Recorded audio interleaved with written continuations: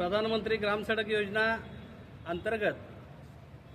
सांगली जिल्ह्यातील मुख्यमंत्री ग्राम सडक योजनेअंतर्गत जी कामं धरण्यात आलेली होती रस्त्यांची, त्या कामाची म्हणजे विभागणी अशी करण्यात आलेली आहे की